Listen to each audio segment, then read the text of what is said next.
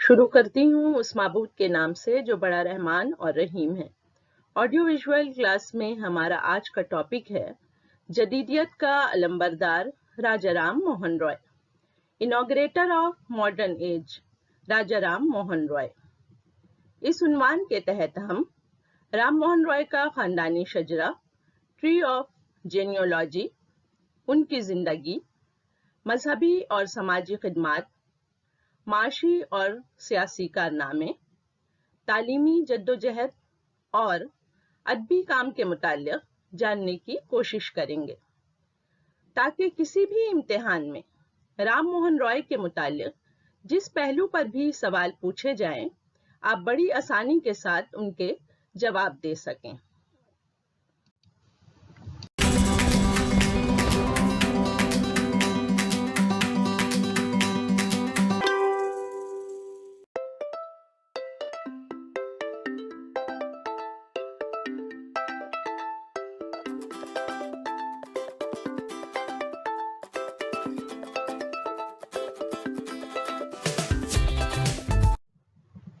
राजा राम मोहन रॉय के परदादा great grandpa Krishna चंद्र थे। उनके आबाउजदाद बलाल सेन के जमाने में कनौज से बंगाल के एक जिला राड़ी में आबाद हो गए थे। उनका ताल्लुक ब्राह्मण घराने से था। उन्होंने 2 वेद की तालीम हासिल की थी, इसलिए उन्हें बंदोपाध्याय की सनद हासिल हुई और वो कृष्ण चंद्र बंदोपाध्याय कहलाने लगे, जो गुजरते वक्त के साथ बैनर्जी में तब्दील हो गया। इस लिहाज से उन्हें कृष्ण चंद्र बंदोपाध्याय या बैनर्जी कहा जाता है। वो बंगाल के सूबेदार मुर्शिद कुली खान के मातहत रेवेन्यू ऑफिसर के ओहदे पर फायज थे।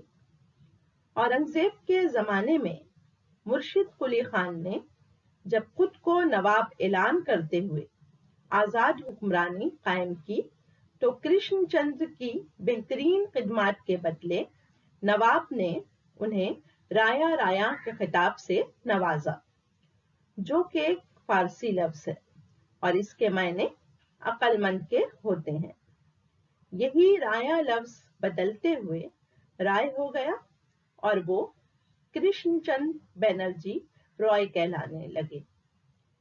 ब्रिज विनोद रॉय कृष्णचंद के छोटे बेटे और राजा राम मोहन रॉय के दादा थे। उन्होंने अपने वालिद की तरह मुर्शिद कुली खान और नवाब अली वर्दी खान के दौर इख्तिदार में रेवेन्यू ऑफिसर की जिम्मेदारी को बहुस्न खूबी निभाया। राम मोहन रॉय के वालिद रामा कांतो रॉय अपने वालिद की 5वीं औलाद थे। उन्होंने भी खानदानी रिवायत को निभाया। 1757 ईस्वी में प्लासी की जंग में सिराजुद्दौला की शिकस्त के बाद उन्होंने बर्दवान राज घराने के मातहत जमींदारी हासिल की। रामाकांतो की शादी वैदिक स्कॉलर श्याम भट्टाचार्य की बेटी तारनी देवी से हुई। ये उनकी तीसरी बीवी थी। उन्हें प्यार से फूल ठाकुरानी कहा जाता था। वो नहायत ही रहमदिल और मजहबी खातून थी। परमानेंट सेटलमेंट के नफाज से रामाकांतो को लाखों रुपए की मालगुजारी हासिल हुई और वो अपने जिला के बारुदबा शख्स में उनकी गिनती होने लगी। उसी जमींदार ब्राह्मण घराने में राम मोहन रॉय की पैदाइश हुई थी। ये मंझले बेटे थे। कहा जाता है कि उनकी बहन भी थी, लेकिन तारीखी एतबार से उनका कोई हवाला नहीं मिलता है। चूंकि राम मोहन रॉय की 3 नस्लें मुगलिया सल्तनत से वाबस्ता रही थीं, इसलिए जवाल पजीर मुगलिया सल्तनत के बादशाह अकबर शाह सानी से उनके भी ताल्लुकात थे। अकबर शाह सानी ने 1830 ईस्वी में उन्हें पेंशन का मसला हल करने के लिए राजा का खिताब देकर इंग्लैंड भेजा था। उसी वक्त से वो राजा राम मोहन रॉय कहलाने लगे थे।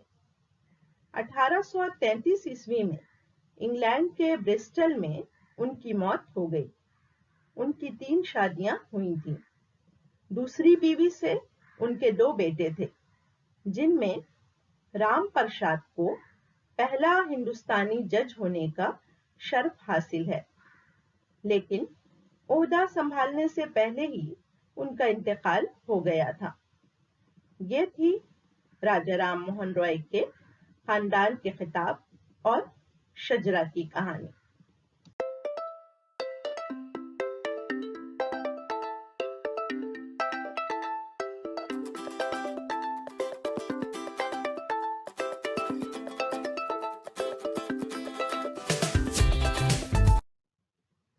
राजा राम मोहन रॉय 22 मई 1772 ईस्वी को मगरबी बंगाल के मौजूदा जिला हुगली के आरामबाग सब डिवीजन में वाक़े राधानगर गांव में पैदा हुए थे। उनकी पैदाइश की जगह को रियासती हुकूमत ने उनके 214वां जन्मदिन के मौके पर एक इमारत बनाकर महफूज कर दिया है। इस मकाम की पहचान 1859 ईस्वी में जेम्स लॉन्ग ने की थी। आपको उनका आबाई मकान मुख्तलिफ जाविये से दिखाया जा रहा है। ये मकाम उनकी पैदाइश की जगह से कुछ दूरी पर मौजूद है, जिसे हेरिटेज में तब्दील कर दिया गया है।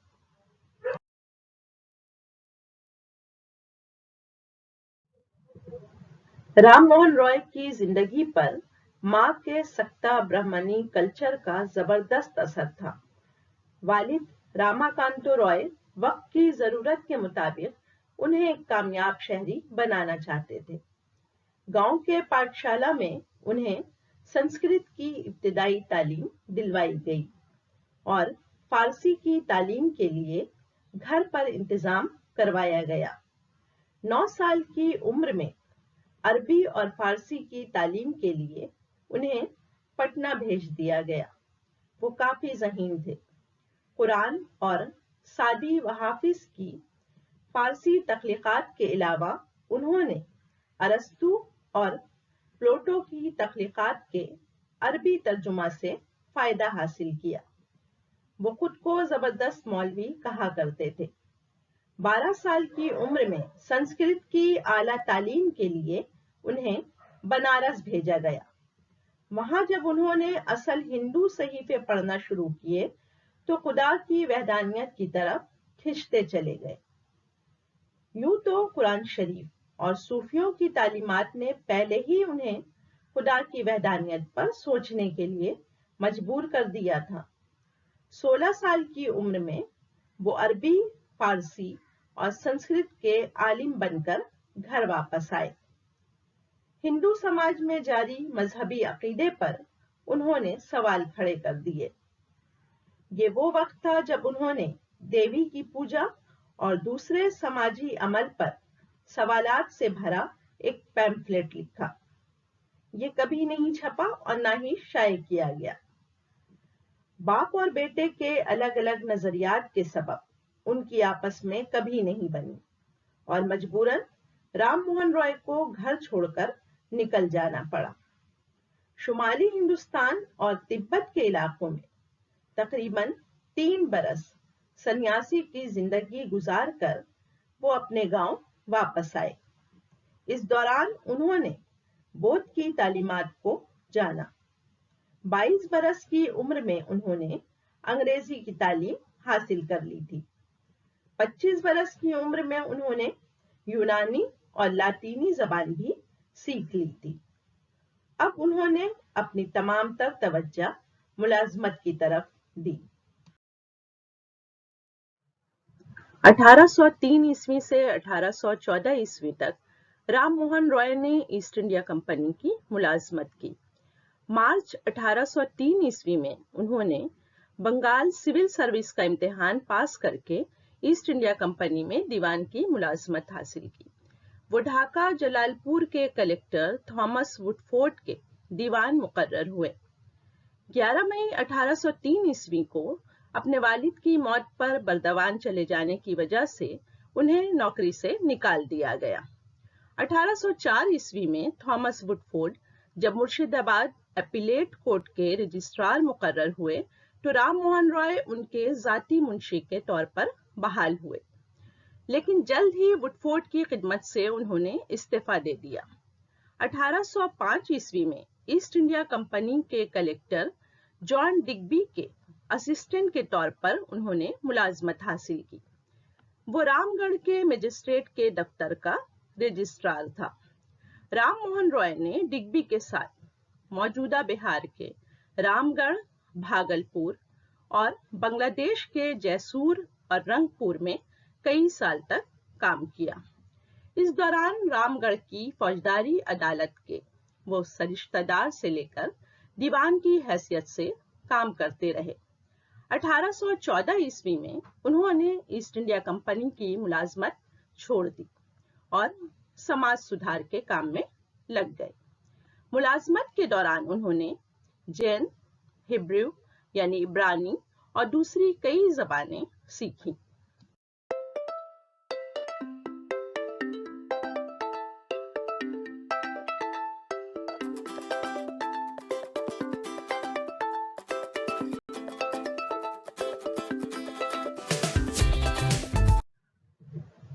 رام موہن رائے کا زمانہ بنگال میں زمیندارانہ اور انگریزی تہذیب کا تھا۔ سماج میں شوہر کی موت پر بیوہ کو زندہ جلا دیا جاتا تھا کیونکہ انہیں دوبارہ شادی کا حق نہیں تھا۔ عورتیں تعلیم یافتہ نہیں تھیں۔ عورتوں کو باپ کی جائیداد میں حق نہیں دیا جاتا تھا۔ ایک سے زیادہ شادی کرنے کا رواج عام تھا۔ سماج کا زیادہ تر حصہ پڑھا لکھا نہیں تھا۔ بچپن کی شادی کا رواج عام تھا۔ رام موہن رائے بھی بچپن کی شادی کے نظام کے شکار ہوئے تھے۔ ان کی پہلی شادی 9 سال کی عمر میں کر دی گئی تھی۔ بیوی کی موت کے بعد دوسری شادی کی گئی اور آخری بیوی نے ان کے پاس رہنا گوارا نہیں کیا۔ ایسے ماحول میں رام موہن رائے نے مذہبی بے راہ روی کے خلاف آواز اٹھانے کے لیے سماج کے انگریزی تعلیم یافتہ طبقے کو ایک جگہ جمع کرنا شروع کیا۔ 1814 میں انہوں نے آتمیہ سبھا قائم کی، جسے انگریزی میں دا فرینڈلی سوسائٹی کہا گیا۔ اس سبھا میں دیبندر ناتھ ٹیگور، پرسنا کمار ٹیگور، نند کشور بوس، برندابن مترا، شیوا پرساد سرما، سوامی ہری ہر نندا وغیرہ شامل تھے۔ ان میں سرما اور سوامی سنسکرت کے اسکالر تھے۔ اس سبھا نے 1815 سے کام کرنا شروع کر دیا تھا۔ ہفتے میں ایک دن رام موہن رائے کلکتہ میں واقع اپنے مانک تلہ والے گھر میں سبھا کی میٹنگ بلایا کرتے تھے۔ اس سبھا میں وید اور اپنشد کے حوالے سے مونوتھیئزم یعنی ایک کی پوجا کرنے پر بحث کی جاتی تھی۔ لوگوں تک اور زیادہ رسائی کے لیے رام موہن رائے نے 1821 میں کلکتہ یونیٹیرین کمیٹی کی بنیاد ڈالی۔ اس تنظیم کا مقصد ہندو مذہب کے بارسوخ افراد، سماجی اصلاح میں دلچسپی رکھنے والے افراد اور ایک خدا پر یقین رکھنے والے عیسائیوں کے درمیان تال میل قائم کرنا تھا۔ اس مقصد کو کامیاب کرنے میں اسکاٹش بیپٹسٹ مشنری کے ولیم ایڈم نے رام موہن رائے کی بڑی مدد کی، لیکن ولیم ایڈم کا حضرت عیسیٰ علیہ السلام کو خدا کا بیٹا نہیں ماننے کے سبب اسے سیکنڈ فالن ایڈم کہا گیا، اور لوگوں کو جدیدیت کی طرف لانے کی اس کامیاب کوشش پر رام موہن رائے کو first modern man of India کہا جانے لگا۔ یہ تنظیم 1828 تک قائم رہی۔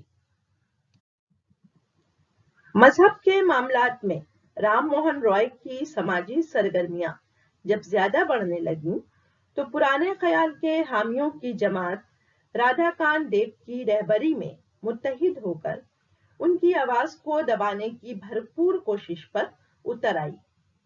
رام موہن رائے بھی کب ہار ماننے والے تھے۔ انہوں نے شنکر شاستری، भट्टाचार्य, कविताकार और गोस्वामी जैसे उस वक्त के नामवर पंडित से मुबाहिसा करना शुरू किया।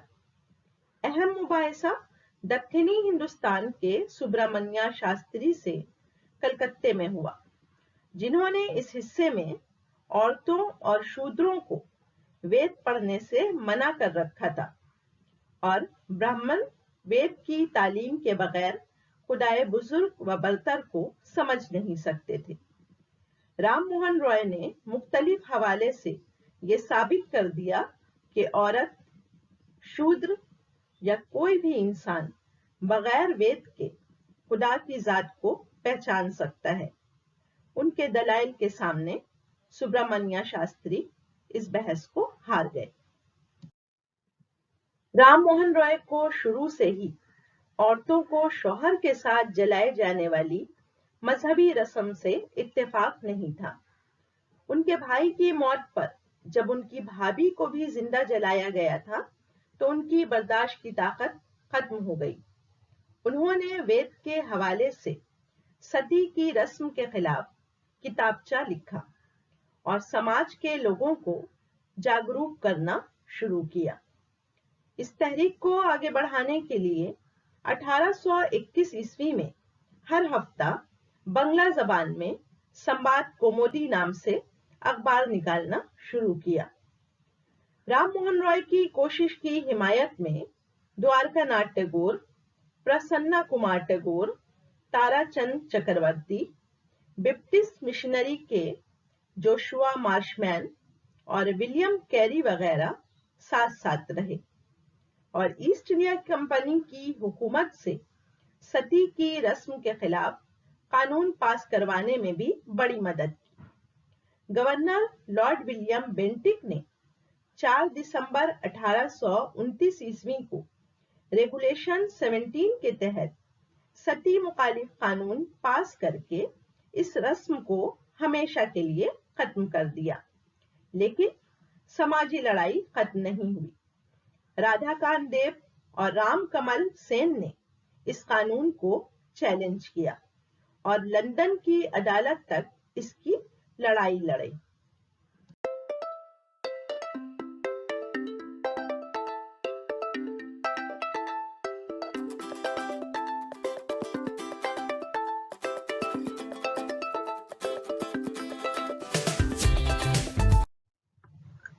राजा राम मोहन रॉय और उनके हमख्याल दोस्त एक सच्चा खुदा जो कि ब्रह्मा है, इस नजरिए के प्रचार के लिए एक जगह जमा होते।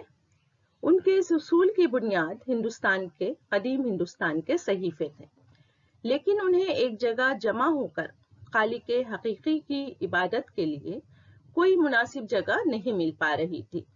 इसलिए राम मोहन रॉय ने कलकत्ता के चीतपुर में एक घर किराए पर लिया और ब्रह्मो समाज कायम किया, जो आमतौर पर 20 अगस्त 1828 ईस्वी को ब्रह्मो सभा के नाम से जाना गया। राम मोहन रॉय द्वारकानाथ टैगोर, कालीनाथ मुंशी, ताराचंद चक्रवर्ती, प्रसन्ना कुमार टैगोर, मथुरानाथ मल्लिक और सभा के दूसरे मेंबरों ने मुस्तकिल इबादत के लिए मौजूदा राबिंद्रा सरानी में जमीन खरीदकर एक इमारत बनवाई। 23 जनवरी 1830 ईस्वी को सभा की इमारत का इफ्तिताह हुआ। ये इमारत आज भी मौजूद है। स्क्रीन पर आप उस कदीम इमारत की तस्वीर देख रहे हैं।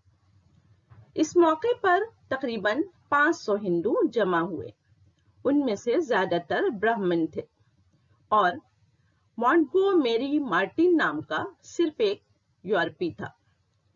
पंडित रामचंद्र विद्या बागेश ब्रह्मो सभा के पहले आचार्य थे, जिन्होंने वेद और उपनिषद के श्लोक पढ़े थे। इस मौके पर ड्रामा पखवाज स्टेज किया गया, जिसे एक मुसलमान ने अदा किया था। इसके ब्रह्मा संगीत राम मोहन रॉय ने खुद लिखे थे, जिसे विष्णु चक्रवर्ती और उनके साथियों ने गाया था। ब्रह्मो समाज के त्योहार में हर मजहब के मर्द और औरत जमा हुआ करते थे। राम मोहन रॉय का मकसद एक सच्चे खुदा की इबादत के जरिया मुल्क को मजबूत करना था। ब्रह्मो समाज के मुतालिक सारी तफसील मेरे दूसरे वीडियो में मौजूद होंगी। उनके समाजी और मजहबी खिदमात के बारे में जानने के बाद अब हम उनके माशी और सियासी कारनामों के बारे में भी जान लेते हैं।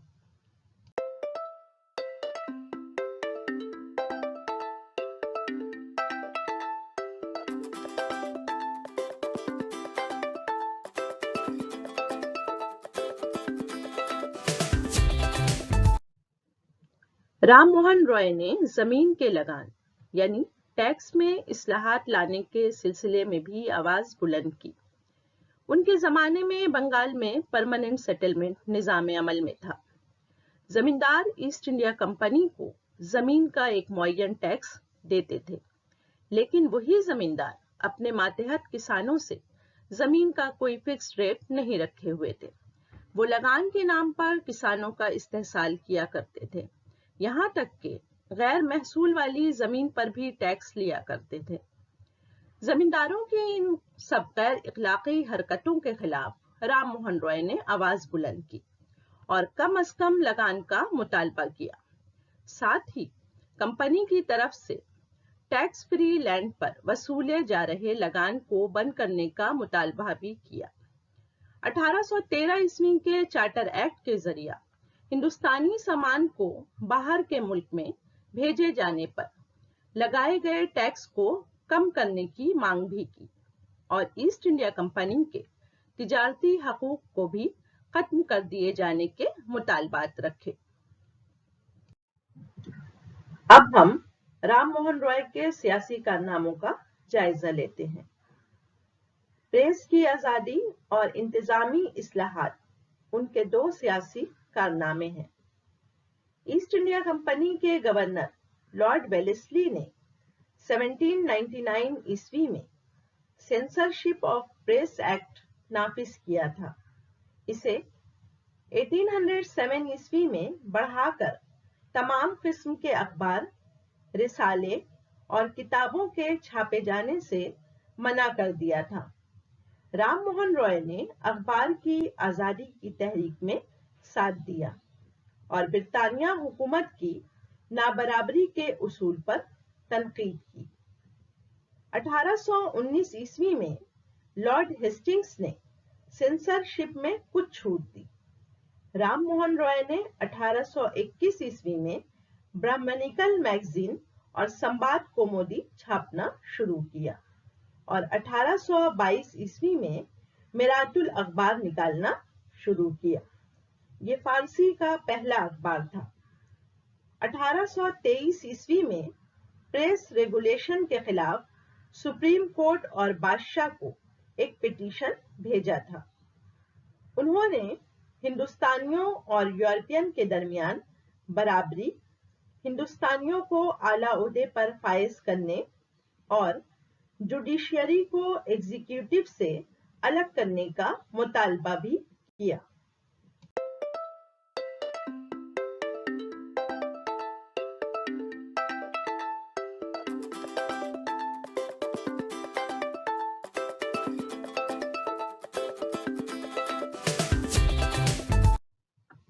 राम मोहन रॉय का मानना था कि अंग्रेजी जरिया तालीम वक्त की अहम जरूरत है। इसके बगैर हिंदू समाज को ऊंचाई तक पहुंचाना मुश्किल ही नहीं बल्कि नामुमकिन भी है। 1817 ईस्वी में डेविड हेयर को हिंदू कॉलेज कायम करने में मदद की। 1822 ईस्वी में अंग्रेजी जरिया तालीम के कई स्कूल खोले। इन स्कूलों में मैकेनिक्स और वोल्टायर की फिलॉसफी पढ़ाई जाती थी। 1825 ईस्वी में उन्होंने वेदांता कॉलेज कायम किया। इस कॉलेज में हिंदुस्तानी और मगरिबी तालीम दी जाती थी।